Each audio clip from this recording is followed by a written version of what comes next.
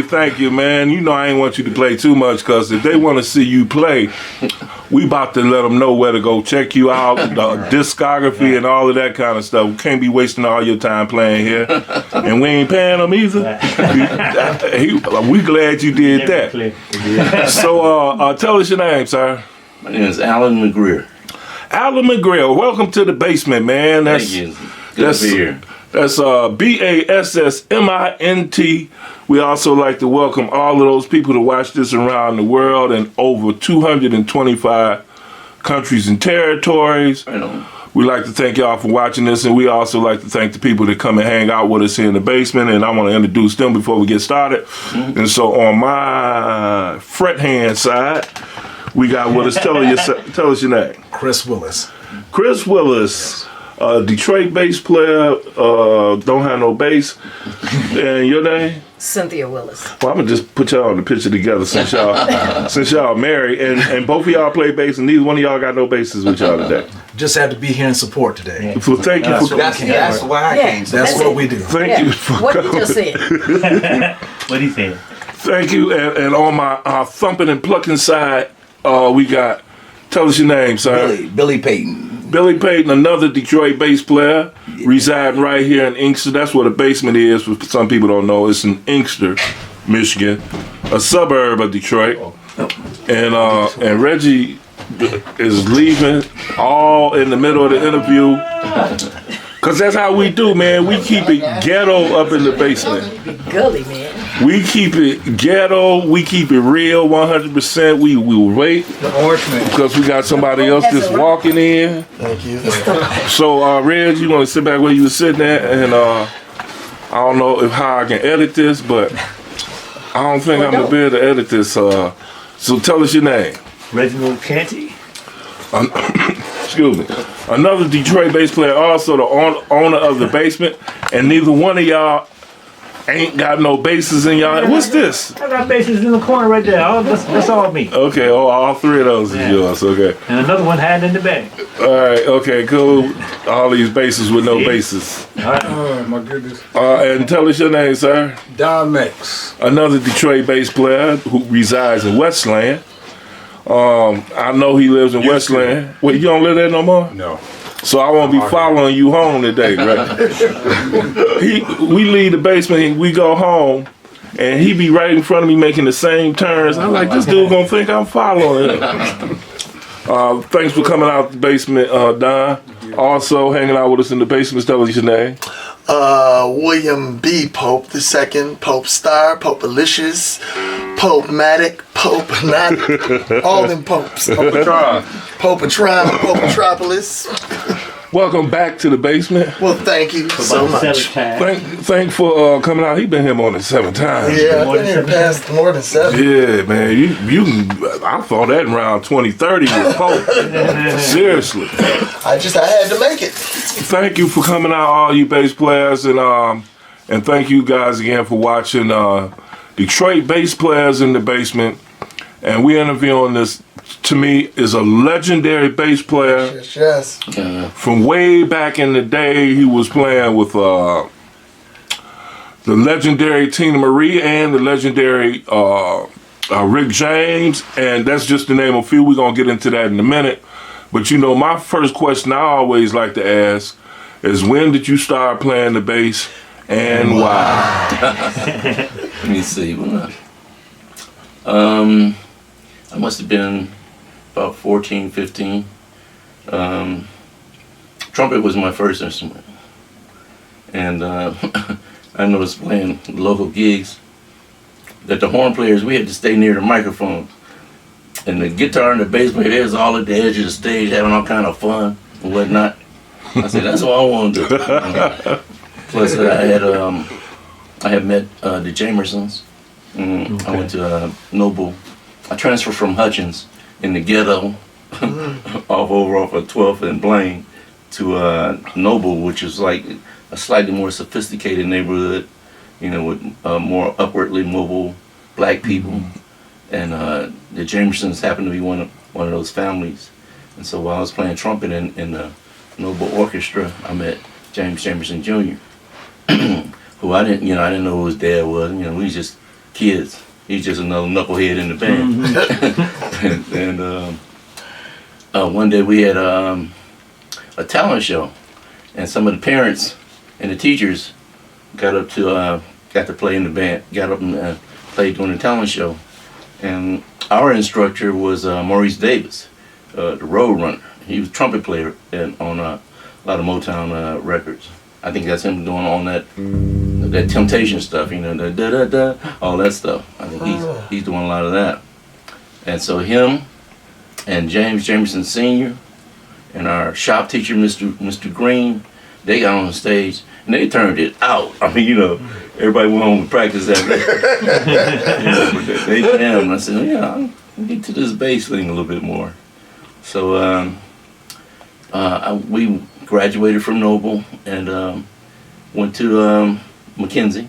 Graduated from McKenzie. But while at McKenzie, the Jamersons moved to LA because Pops was, you know, Motown moved to LA. And so they had to go, and a lot of the bass work fell to me. And that was fortunate on my behalf, you know, that they put this pressure on me. Now, who put the pressure on you, and who were you working with after Motown, when Motown left this fine city? The school band, I had played in 2 school bands, the stage band and the orchestra. So I was playing trumpet and bass. When James left, he had a band with some guys. Ronald Bird was the drummer, I remember. Eric Parker, who just passed recently, I heard. He was a keyboard player. And Ronald Latham was a guitar player. And he always had these cheap, raggedy guitars. You know, he would pawn them and sell them. He was left-handed and they was upside down strings hanging all over and stuff. And we always called his guitars Brand X. You know, whatever it was Brand X. So I started playing with them at places like the Slave Market. I know a lot of people don't remember that, but it was on Finkel, across the street from Henry. And you know, I was sneaking in there playing with guys I had no business playing with because they was 50 and I was 15. But I learned a lot from them. And that's the way it went for a while after I graduated high school. Let's cut to the chase. When did you start? I'm sure that was your first exposure to as a professional musician, because you got paid for it, right? If you're getting paid, that means you're professional. Okay, so when did you start getting into, you know, the professional recording and recording performance? That didn't come late. I started playing with the Dells. I was working at Ford, and L.J. Reynolds was looking for a bass player for his sister. And so Lopez Leon called me for that. Oh, I remember him. Yeah, so we get over there, and LJ wanted Lopez to play for him, for her sister. So they sent me to Chicago to play with the Dells. And so that was my first real pro gig. It drove me crazy. That's when I started smoking. You know, he had a book this thick, and some of their charts were like 7 pages long. I had three stands working. That's back when I used to read a lot. Was it like note for note notation or just chart? It was notes. I had to play notes. Okay, good. So you was a good reader. Back then I was. Tim Allison was they call him Tico. He's a trumpet player. He's from here. He was one of the Dell's little brothers. So he got me up to snuff on the music in Chicago. And after 2 years of that, I was working at Ford at the same time. I was working out at Flat Rock Wow. on the foundry. So after 2 years of that, going back and forth on the road, coming back to the factory, I left and moved to LA. Because James kept telling me, you should move out here, you know, you can make it out here. So I moved out there, and before I left, my foreman at Ford, you know, he was cursing me out, talking about, this is a good paying job, you shouldn't leave this job, you know, ain't no more musicians in your family, you don't know about no music. Wow. Plenty of factory workers in your family, they know about factory. So I moved to LA, and I got an audition with Teena. Her first album had come out, and Now, what year was this when her first album come out? 79. Okay. And so I got that gig, and we toured. We opened for Sean Cassidy, which was the weirdest thing, because you know, Teena's first single was "Sucker for Your Love," and on the beginning of the "Sucker" is Rick talking, you know, and he says, "All right, you freaks, give it up for Lady T." And Sean Cassidy's audience was 12-year-old little white girls. They out there with their mamas. So, you know, we come out, all right, you freaks. You just called my kid a freak. So we got a little trouble for that. But did that tour. Me and Teena, we established a good working relationship. And Okay, so let me just pause here for a second. Like you said, first album was out. I remember watching the episode of Unsung. When the album came out, I didn't think of it at the time. Watching the episode of Unsung featuring Teena Marie, they say they didn't put her picture on the album because she was a sister vocally, and they ain't want to throw a white girl on the cover and confuse people, maybe even hurt sales. Right. So when you go out to perform, these songs from that first album, was anybody surprised? I know the kids were surprised because y'all said freaks, but any other shows were they surprised that who came out when they introduced Teena Marie? Yeah, most people were surprised. You know, Sean Cassidy had a drummer named Carlos Vega. Carlos was a bad dude. I don't know why he was playing with Sean, but he was the money. That's what it was. But you know, he would stand on the side of the stage every night and tell us how good she sounded and how good the band sounded. So yeah, it was a surprise, you know, because Teena's unique. She was unique in the fact that she's the only Caucasian female artist whose audience was mainly black females. Right. You know, sisters, they don't hear nothing from the white girls. You know, it's like, shut up, get out my face. Right. But they were. After she got established, they were her most loyal fan. Them and the gay community. You know, she had a big gay following. Wow. Now, second album. Did you get to work on? Is this when you started recording? I did a lot of the demos for the second album. After the first tour, I got an audition with the Jones Girls, so I was touring with them too. So when they wanted to do the second album, I was on the road. So a lot of different people. Eddie Watkins played on that album. Another Detroit bass player. Another bad Detroit player. And Basement alumni, by the way, if y'all want to check out the interview we did with him. It's ridiculous. I think Nate Watts might have played on that album too. Another Detroit bass player. Right. Ain't been in the basement, but he's been on the basement. That's Stevie Wonder's music director. Right. And a former factory worker too. Yeah, by the way. I think Nate worked at Chrysler. And he played trumpet. And yeah, so I didn't play on the second album. But I toured with her after they recorded it. Behind the Groove. Okay. Now, who else was you playing with during this time? That was it. It was Teena and the Jones Girls for about 2 years off and on. And then Ray Parker took me to Japan with him. You know, I didn't. Ray wouldn't let nobody play on the records. He thought he was Stevie. You know, he'd play every damn Or thing. Prince, yeah. You know, I told him, I said, man, I play better than you. I don't care what you say. You know, well, I can do it. You know, Ray, he was a stickler for being precise and everything done like he did it on the record.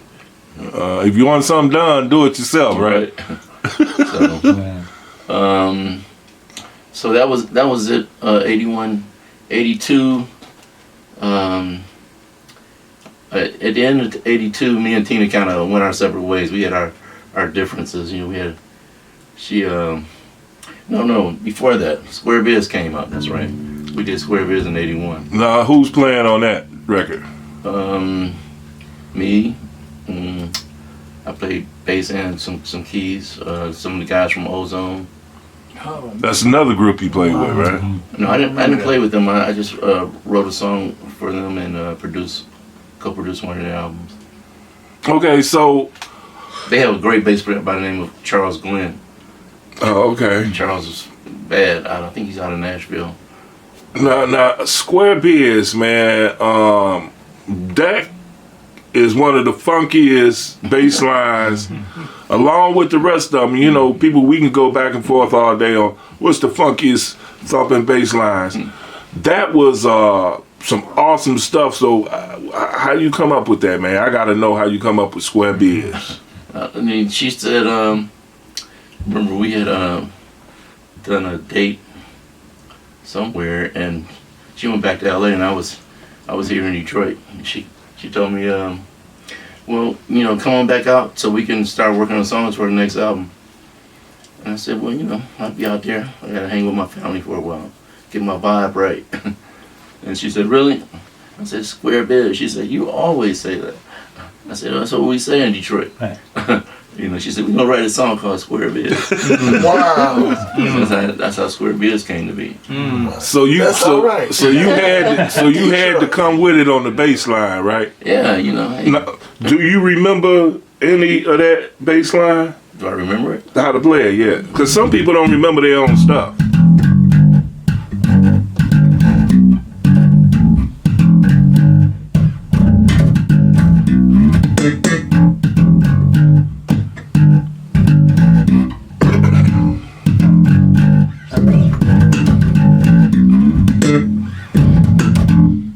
Yeah, All right. You know, that's the cool, man, that you actually remember that. Because some people, I ask, hey, you remember how to play? They're like, no, I don't know. But you was killing it on that record, man. So how much fun was that? Just to, you know what I'm saying? Yeah, it was fun, you know. It was fun. They let us in the studio. You know, we was 21, 22 years old. And we in Barry Gordy's multi-million-dollar facility smoking reefer and making records. And they let us do whatever we wanted to do as long as we made good records. So, yeah, it was real cool. Okay, while I'm at it, what is one of your favorite bass lines that you created? Because that's one of my favorite. Probably Young Love. Oh yeah. Young Love and I Need Your Lovin'. She created part of the bass line and I created the other part. You got a 4-string? Yeah. Okay, so you want to switch to the 4-string, but before you switch to the 4-string, what kind of bass is that you got right there? This is a Fender Jazz 5-string from your custom shop. Got this in the early 90s. Damn. Okay. Wow. It still look good, man. Don't look beat up or nothing. At all. I thought there was something from a recent pro shop or something. Right. You know, I try to take care of them. You sure do, man. When you take care of it, it'll take care of you. That's my It's theory. true. Okay, so now I we're pick gonna this up? magically switch to 4-string bass. So you gonna share with us one of your favorite bass lines? Yeah.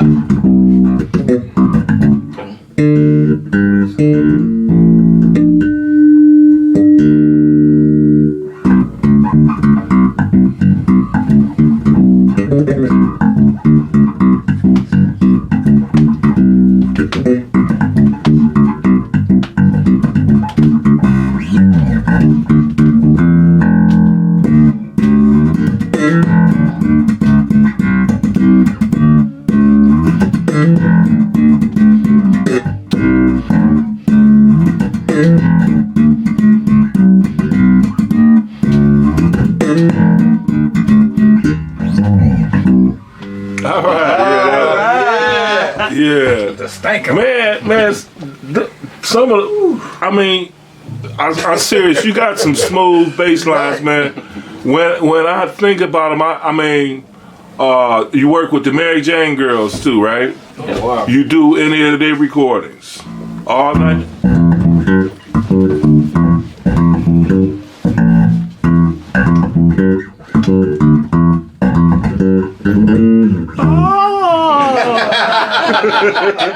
I couldn't even find the key, and I almost choked searching for that. That was one of the cool ones. Now, did you play on any of Rick James stuff? Now, by Rick James being a bass player himself, Rick's not really a bass player. I've seen him play. He play at the bass. He don't play. Yeah. He never played on a record. You never played on the records? Never played on it. So he just took that Rickenbacker on the stage for show. Yeah. Basically. Basically, yeah. That's Oscar. That's Oscar Austin. Did you play on any of his cuts? I played on the Cold Blooded album, which was the bass part on Cold Blooded was done. Rick did that on Memory Mood. I played clavinet on that song, Cold Blooded. That song was Cold Blooded though. Yeah, it was. I mean, it was that whoever was that ticky that kept going through it. I can't remember if it's a guitar or whatever. Probably the guitar, yeah, Tommy. Yeah, that was Cold Blooded, man, for real. In his basement, you know, and I wanted to play the bass part, and he was telling me, "No, I got it," you know. And I was sitting back there in the back of the studio messing with the synthesizer, and I came up with the clavinet part. He said, "Okay, you play that." So yeah, so folks, I mean, seriously, I don't know if you can Google his name, Alan Mcgrier, and look at his discography. I guess you can do that. Check out some of these awesome bass lines that this brother is doing, and then you mentioned, like you said, you co-wrote a couple of the songs for certain artists. Like, who else you write for besides Teena and a little bit of Rick? The song "Jiggalette" by Ozone, and I did that. Charles played it.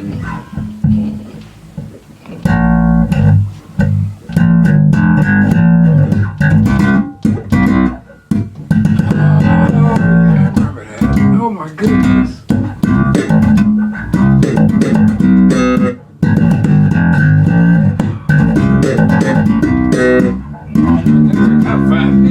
I gotta find that. I gotta go find it now. You know, the crazy thing for me is I love when a bass player is in the hot seat like yourself right now, and I've had the pleasure of playing some of your covers. You know, I mean, the bands I was in, we've covered some of those songs, so it's just awesome to see how you play it as compared to the way I played it. You know what I'm saying? Yeah, that's why I tell people, you know, it's different ways to play each song. You know, we got to find out what's most comfortable for you. That's right. I always want to put it verbatim, you know, up under my fingers what that guy did. I don't know if I'm in the right spots, but verbatim, note for note, I used to want to do that just to see how much fun this guy was having playing those lines, you know. Yeah. Now, any producing stuff that you used to do or still doing? What else? Producer? You produce anybody? Not that they would give me credit for. I mean, you know, a lot of the stuff that I did with Teena, I was performing as a producer, but you know, she took the credit. Yeah, her and Motown, they was like, no, she gets the credit. So whatever, just pay me. All right, so what influenced you as a bass player? I guess I'm asking two questions at the same time. Like, who are some of your influences as a bass player? Or it might not be a bass player. What influenced you to come up with your funk? You know what I mean? Yeah, Jamerson is a big influence in you know what I did.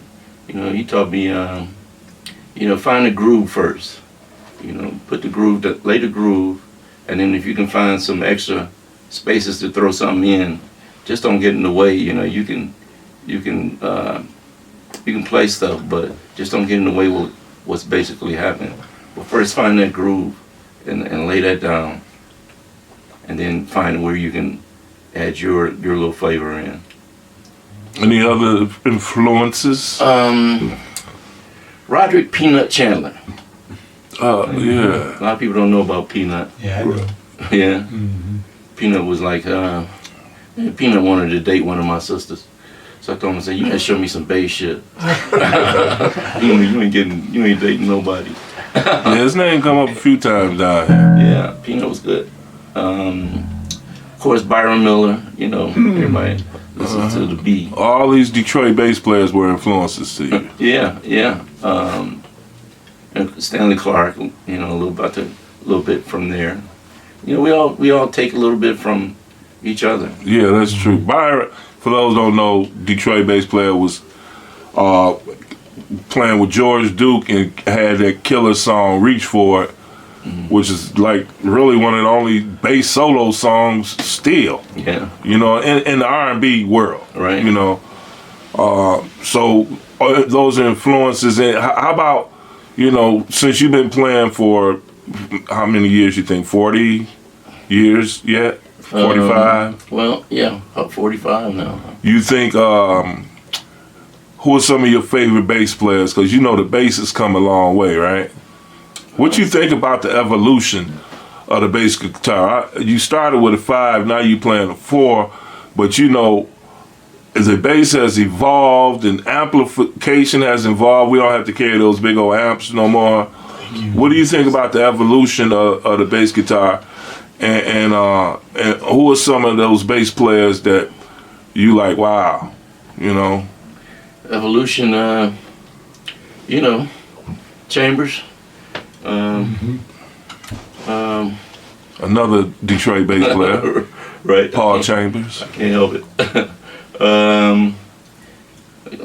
Billy Cox had a big influence on That's, you know, that's Hendrix, right? Yeah. Boy. Yeah, because when we started, I mean, you know, I thought I was going to be a rock and roll bass player until I found out I was the wrong color. Yeah. Then I had to learn James Brown.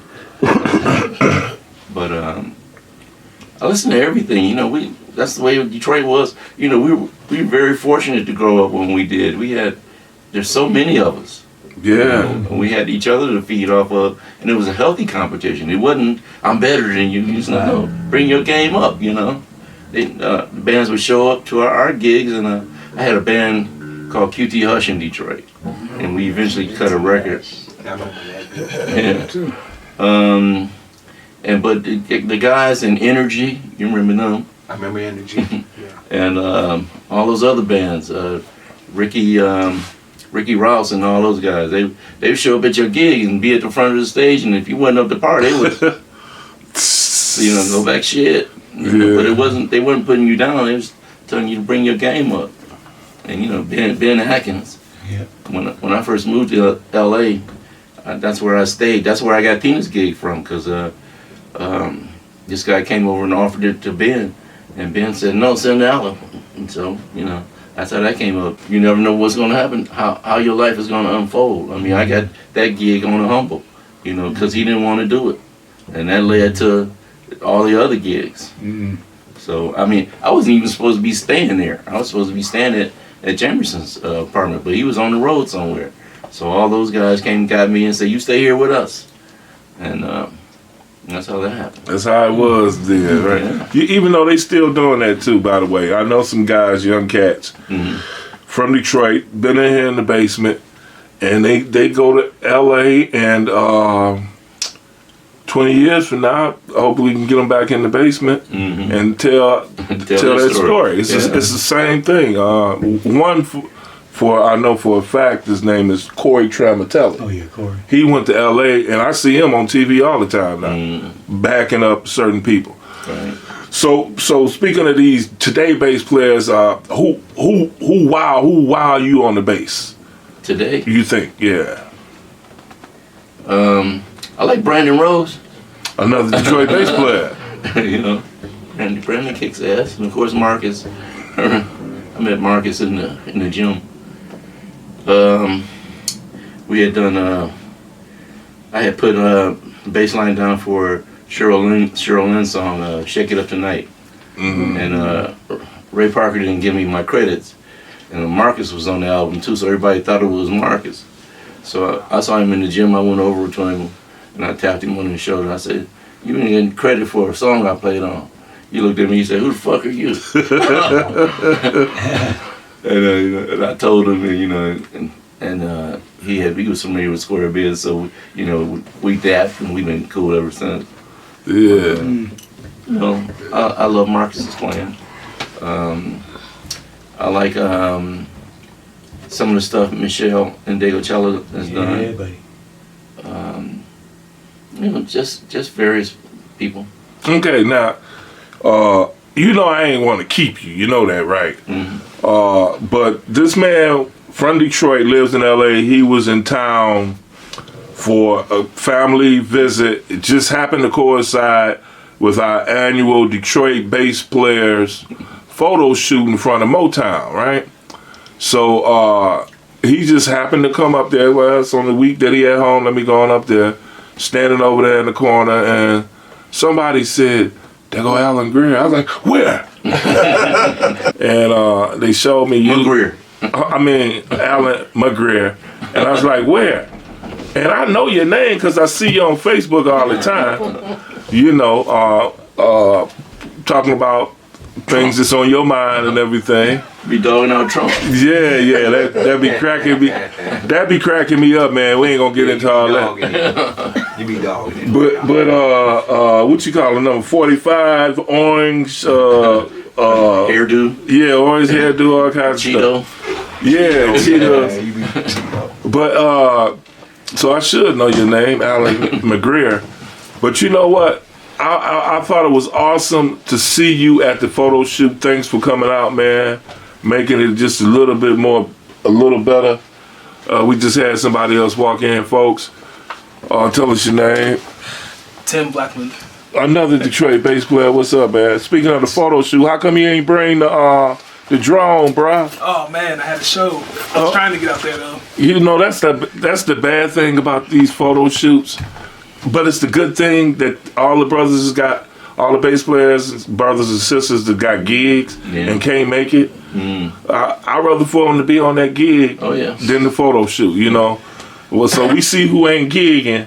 Look at that photo shoot. We see who ain't got no bass jobs that morning. Right. But anyway. Not at that time.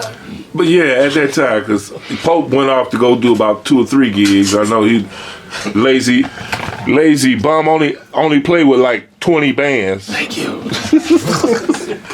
but I haven't, I reached out to you a couple of years ago. It's like, when you get home, man, let me know so I get this. And you said, yeah. So that's why I ran up to you. Hey man, how you doing? I'm Ivan. I'm Big Ive.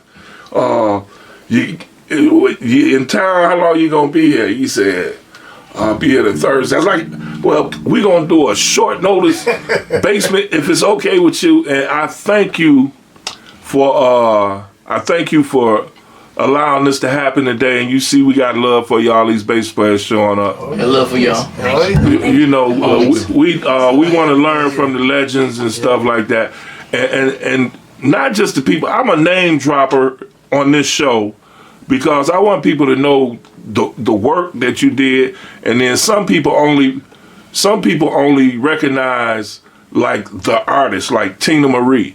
But if I ask somebody, name everybody in Teena Marie's band, most people ain't gonna be able to tell you nothing. Right. So that's why I like to do this with the unsung bass players of the world from Detroit. And so I drop names. They're like, yeah, that's the brother that played with Teena Marie. This is the brother that played with Rick James. This is the brother that played with the Mary Jane Girls. Mm-hmm. But you also the brother that wrote a lot of songs that's, if you look at your discography right now, you on the Jay-Z's new album 444, right? Right. And why are you on Jay-Z's in his discography or as a songwriter on Jay-Z's stuff? They used a sample from the song Fuji La, which is a derivative of Ooh La La La La, which I co-wrote with Teena. So this is like getting sampled by everybody. The Fugees did it. Right. Right? And then Jay-Z. Trey Songz used it for that Nana. a big song he had a couple years ago. And then you got, a lot of these bass players that come in the basement, they real humble. Bass players are usually a humble bunch. And I have to force them to tell me their body of work because I want these other bass players to know these guys, they don't just play bass, they write, they produce, and you got a whole bunch of stuff that your work is on, right? Yeah, it's been sampled by a lot of people. That along with Square Biz, I would recommend any creative person to start a publishing company. Right, because I feel like sitting in front of your mailbox, because I know those checks is coming from as a songwriter, right? Yeah, publishing is half the income of a song. I mean, so if you don't establish a publishing company, you're just giving away half your money. You hear that, folks? That's one of the first things I learned when I got to LA. I was hanging out over Jameson's apartment and his attorney, and David Williams was Jameson's partner. I don't know if y'all know David Williams. Great guitar player. He passed a few years ago. He played rhythm guitar on a lot of Michael Jackson stuff. All of those single note rhythm parts. That's David. Their attorney, told me that if I needed his help one day to call him. And so when we did Square Biz and Barry Gordy put the record out before they had my name on anything, any publishing agreements, and I called the attorney. And so we made a publishing company, and I was able to secure that publishing. 50% of that song belongs to me. That's important for those of you watching this, man. Get your publisher and excuse me. A music attorney is different than a regular attorney, right? Right. They are schooled in the particulars of percentages, licensing, different ways to make money off of intellectual properties, as they call them. Right. I mean, you can't just call Mike Morris up and say, hey, or the other guy, Feiger or Bernstein. Oh, no, you can't call them up. Because they're different kind of lawyers, right? Yeah, they don't know because the laws change all the time, and you want somebody that's on top of those particulars. Especially now with the streaming stuff, Okay, so what you up to now, Alan? What's going on with you as a bassist musician? Just running my publishing company. I have when I went to Vegas a few years ago.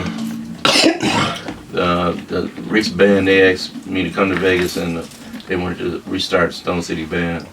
So I went over there and we started putting stuff together. And then some of the guys fell away from the rest of the guys. So I wound up starting this Rick Tina tribute band. So I got to be in Vegas the 5th of next month to work with them, do some stuff with them. And that's it basically, otherwise I'm semi-retired. I got some health issues I'm dealing with. And, which we all do, when we get older, those problems start. And, I got to fight those, and hopefully I can get back from that and pursue some more stuff. Well, like I said, I didn't want to keep you, but did anybody else have any questions for this fine bass player? I did have one question. As far as the Jones Girls, Yeah. what's the song "Nights Over Egypt"? Yeah. Did Dexter you? Wanzel. No, I didn't play on that. Oh, you didn't play No, on that? those are Philly guys. Oh, wow. Yeah, Jimmy Williams, and those guys. Wow. Anybody else? Question. When I think about the whole funk groove, what is it that attracted you and kept you doing funk versus some of the other types of music you could have fallen into, since rock and roll wasn't the thing that was going to receive you? Probably because it came to me naturally. You figure out, the key to funk is space. You have to give your listener space to do his thing. And if you fill all the space up, they can't add nothing to it. So you find the key spots to put your licks, leave them some space, and it works out. You know, that's the way it came to me. Yeah. Anybody else? Did you ever get tired of being on the road? Oh yeah, yeah. That can get real old real quick. You sit up there watching the white lines go by, on the bus. It's like, damn, here I am again. Is my life ever going to get any better? But I've enjoyed traveling, meeting people. I think that's probably the most rewarding part of it is watching the look on people's faces when they hear stuff that means something to them, and creating something that means something to people. That gives you a degree of immortality, because this stuff is going to be going long after we're gone. This stuff still be hanging around, still be traveling out in space. Stuff that you played on the radio is going into other universes. It's just the thought of that is mind-boggling. Now, are you always thinking up bass lines, or do you think up keyboard first, bass? It just depends on what comes to you. Usually when I sit down to write a song, the bass comes like maybe third, fourth. Usually it's just the drum beat, and what kind of feeling I want to try to evoke. Okay. So drum beat is inspirational. Yeah. It helps. Yeah, it's Africa. Mama Africa. Started everything. Yeah. Anybody else? I think I got one more. What's up? So when you write your music, do you usually start with the hook or the beginning of the song, or? I don't write any lyrics. Oh, okay. No, not the lyrics, but the music. Well, I just put down what I think sounds good, and then try to start puzzling together. Find parts of the puzzle and put them together. Right. Yeah. That's the way I found it. Like Ooh La La La, that was weird. I mean, I wrote that on piano basically. That's when the bass part was probably the last thing I came up with. Wow. But the chord progressions, they came kind of, and it's strange because I'm not a real keyboard player. I mean, I played keyboard on that song and on Square Biz and on Cold Blooded, songs, but I'm not a keyboard player. So, it's just where your inspiration comes from. Now I got one more question I want to ask now. Okay. When you left here and you went to LA and began your music journey, so to speak, you know what I'm saying? When it comes to learning the charts and all of that stuff, where did you go to school and learn your reading techniques and stuff like that? Mackenzie. I learned from Mr. Shivers and Mr. what's his name? Saxophone. I forgot his name. My second music teacher, I forgot it.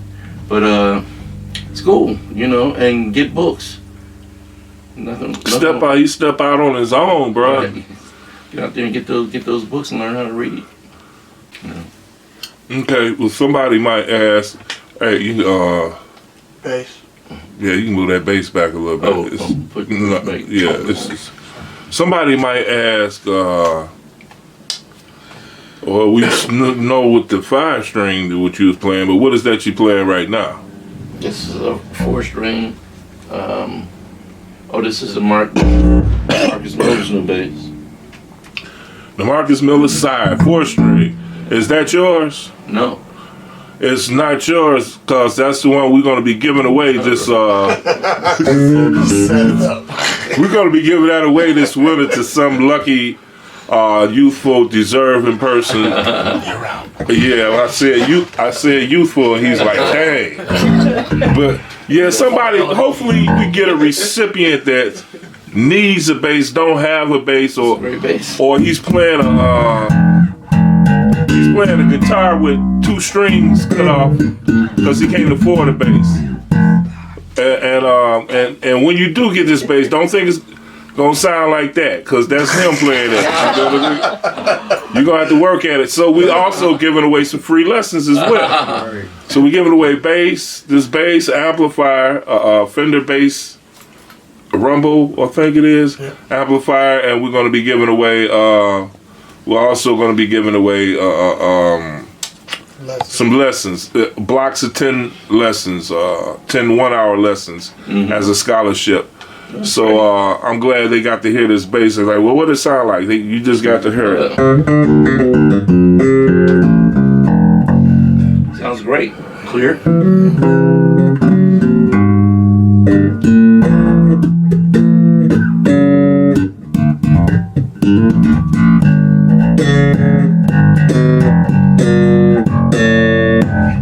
Sounds great. Yeah. Okay. So now, if we wanted to get a hold of you and keep up with you, see that it's almost like every year they're using some song you wrote, some song that you published for something. I don't know if it's TV or, like I said, the latest thing is Jay-Z's 444 album.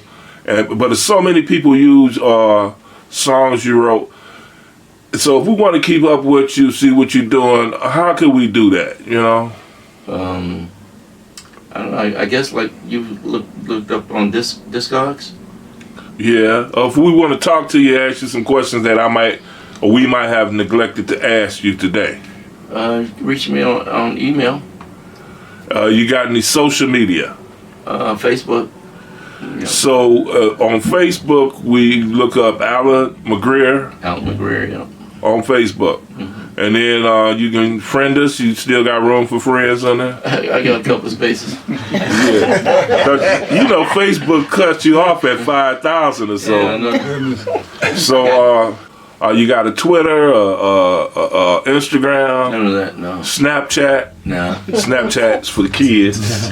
Yeah, my son got all that stuff. Okay, so like I said, I didn't want to keep you, but I really appreciate you coming to hang out with us. It's a pleasure to come hang out with you guys, you know. So before you play us out, man, before we let you go, I want to know, is there anything that you would like to say in closing? Just that music is one of the most important things on earth. You know, it allows us to communicate. I mean, you will listen to some music when you don't want to hear nobody talk. It communicates feelings that can be spoken. You know, it's like I heard on an old Marcus Miller album, said if you could say all these things, then you wouldn't have to play them. So, you know, I think music should be brought back to schools, you know, in a big way, because it's the only thing that kept me out of trouble. You know, kept me in school. I wouldn't have finished school if it wasn't for music. So, just that it should be handled with care, and because it can do just as much bad as it can do good. So, you know, we've seen that with a lot of the rap controversies and the dark music with the headbanger rock and, you know, the devil worship and all that stuff. You know, it can be used for that just as well. So people need to put it to good use. All right, man. Well, with that said, man, again, thank you for coming hanging out in the basement. That's BASSMINT. And could you just play us something out, man, so we can let you go? What kind of play? You want the 5-string back, or you good with the 4? No, I'll play with this. Oh, you play with that.